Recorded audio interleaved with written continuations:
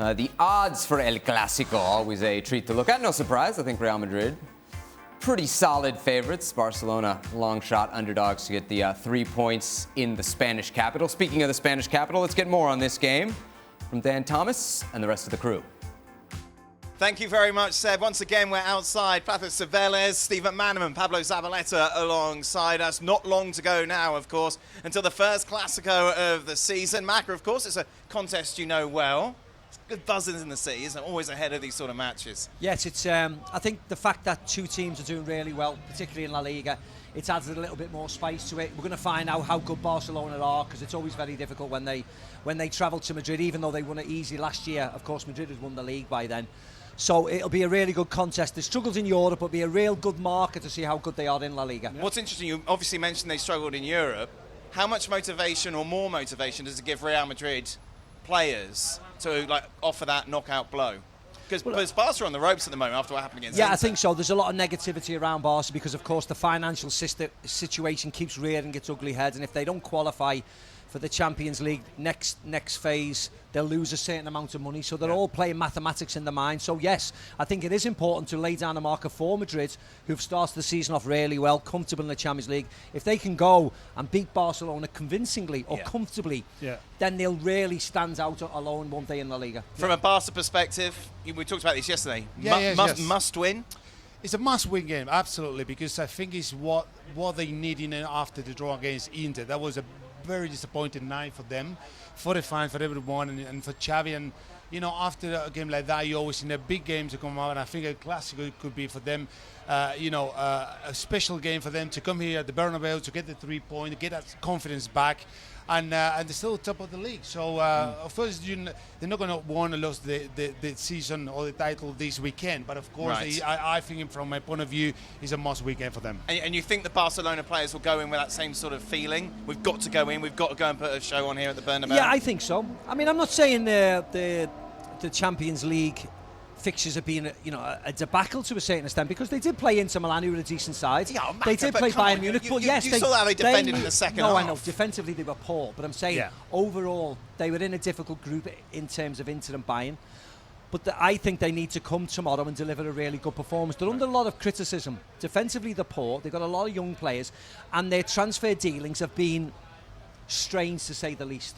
So they have to answer a lot of questions. The only way to answer those questions is by being dominant on the pitch. So if they're as dominant as they were last year when they came to the Bernabeu, great. That'll shut a lot of people up, and it'll show that they are the real deal. And no matter what blip they've had in the Champions League, they'll drop down to Europa League and they'll be favourites for the Europa League. But I think they have to come and deliver some sort of performance that makes us go, actually, they're really, really good. I saw them against Rayo, me and Ian Dark at the beginning of the season. That I thought they struggled. They laboured. Yes, there were excuses. It was warm, new signings, etc., etc. And they've responded really well since then. Yeah, 20 goals and they can see only one goal. They need to do it again. They need to respond from Inter Milan. We know you're quite a cool, calm customer, unless you're asked to work on a Saturday night, then you get very grumpy. Did even you get excited for these games more than you would a normal one? Yes. How could you not? Butterflies. How could you not? Everybody would talk about these games weeks in advance. Everybody had stories about these games. The history books would go back many, many years. Of course, these two teams have dominated the history, with all respect, of Spanish football. So this was a monumental game, home and away. Away at the Camp Nou was the noise, the amount of people get there, the hatred towards the opposition. It was a very, very special game. Can you taste it in the locker room? I think I'm listening to him, how lucky he's been to play so many games. For the Clasico, that's one of those games where I was as a kid, you want to watch and all that. So, but always they are special. You can really see now the atmosphere around here. So many people came from Barcelona, Real Madrid, and hopefully they can, give us a good game and we can enjoy it. And what's interesting in that things quite quiet for Real Madrid. From their perspective going into this tie, everything's going quite smoothly. The injury to Courtois, obviously a major blow, not included in the squad. How much of a difference could that make? I think it'll make some sort of difference, Dan, to be honest, because he's such a prominent goalkeeper and he's been excellent over the last couple of years. So I don't think an injury to the goalkeeper would affect Madrid as much as an injury to Benzema, but I still think it weakens the starting 11. I think it does. I think Courtois has been that good.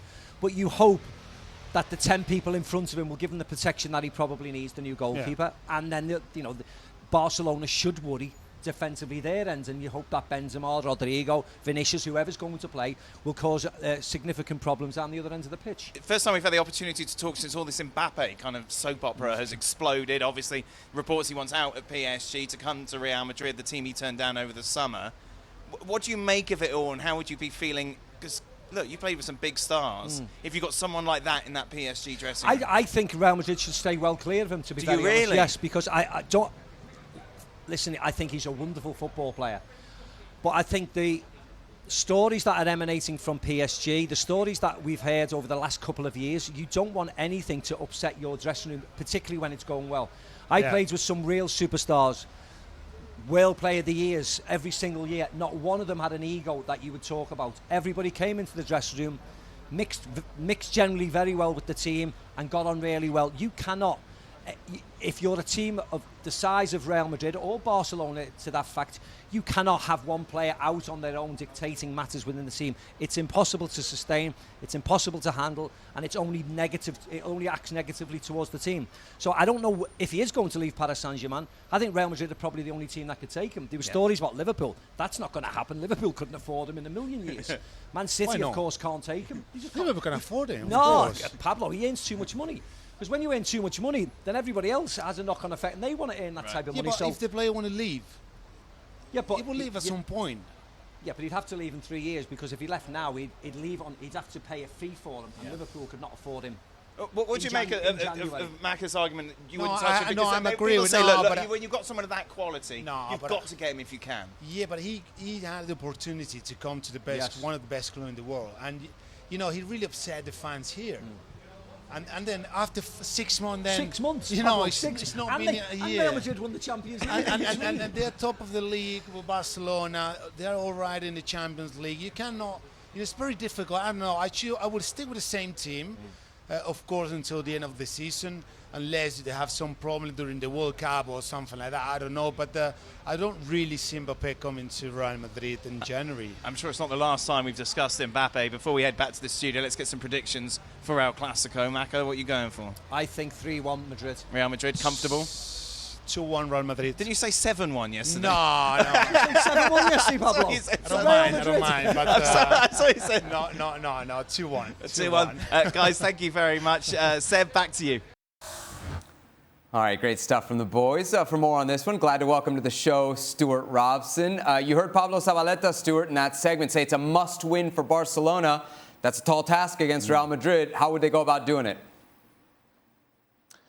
With difficulty, because if you can't defend, when the game is at the start of the game and Barcelona would try and dictate the play and they dominate the play in the top third of the field, they don't have to do too much defending. The defenders can see it. But as soon as that game becomes open, but as soon as it comes end-to-end, Barcelona's defenders aren't good enough. Piqué showed he's not good enough. Eric Garcia, and I've seen him many, many times when he was at Man City as a youth player or as reserve team player, I don't think he's good enough. The way he defended against Martinez was criminal almost. Alonso, if he's playing as the left-sided centre-half, at Chelsea we should say he was good going forward, but you couldn't trust him defensively. If Barcelona going with those sort of players defensively, Vinicius Junior and Benzema and anybody who plays Valverde down the right-hand side will have a field day, because Barcelona can't defend all over the pitch. Robbo, we gave you some homework to pick what would be your best 11 for Barcelona against Real Madrid tomorrow. Why don't you walk us through it? Well, it all depends on Koundé. Koundé, if he's fit, has to play. I mean, I'm not sure about right back. Roberto, in the last game against Inter, he sort of played at a right back half the time and then played in midfield. That was the position that he was told to play by Xavi. I think that's the best that they can offer at the moment. Bellerin's not fit. Koundé has to play. Eric Garcia, I've just given him a bad review, but he's got to play rather than Piqué. At left back, I'd play Balde, because I think he's got that energy, can get forward. But then I would take Busquets out the side and put De Jong in there. I thought he did well when he came on, and he had to do a lot of work. I thought he got them going again a little bit. Kessie, I think, is a player that's been underused. I play him on the right-hand side of that midfield, with Pedri making forward runs. And then I'd play Gavi on the left. He did it last season quite well, because I don't think Rafinha and Dembele can play in the same team at the moment. And I'd put Rafinha on the right-hand side, and if he doesn't play well, get Dembele on there, and of course Lewandowski up front. That's the way I would go if I was the manager. Ale, what do you think about the decision to go there with Koundé? I mean, is it a risk in a situation like this, playing a guy in this game coming off an injury? I don't think you have any choice. If Koundé is fit to go and you are told by the medical staff and you're told by the player, look, I'm ready to go, given the options that you have available, you say, hey, Jules, step in wherever you want in this back line because we need all the help we can get. Now, if I were running this team and Koundé were indeed fit to go, I would still play him in the right back position and match him up with Vinicius. Because I am concerned with what I think is a mismatch in terms of speed with Sergi Roberto and Vinicius Jr. and moments in transition in which Vinicius Jr. would be able to expose whatever Sergi Roberto does or doesn't do defensively. And I'm somehow going to ride with the old guy. And I know it's a risk, but I'm riding with Gerard Piqué, and I'm thinking, hoping that he can somehow hang on to the past and somehow can lead this team.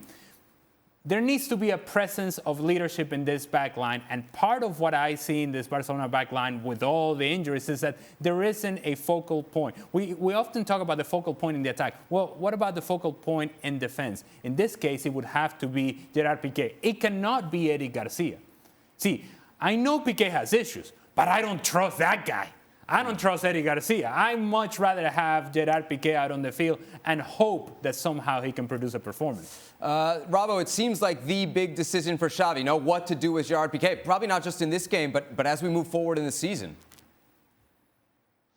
Yeah, of course. And I 100% agree with Ali that you want leaders at the back. You want somebody that can dictate the play, squeeze up, drop off, try and dictate that back line.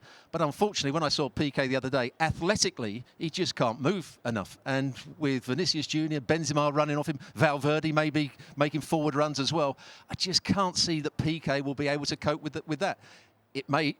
Over the course of the season, I don't think he's going to play very often because they're going to bring other players back in. Christensen at some point's got to be fit. And of course, Koundé, I think he could play at right back, he could play at centre half. But over the course of the season, I don't think we're going to see too much of Piqué from now to the end of the season.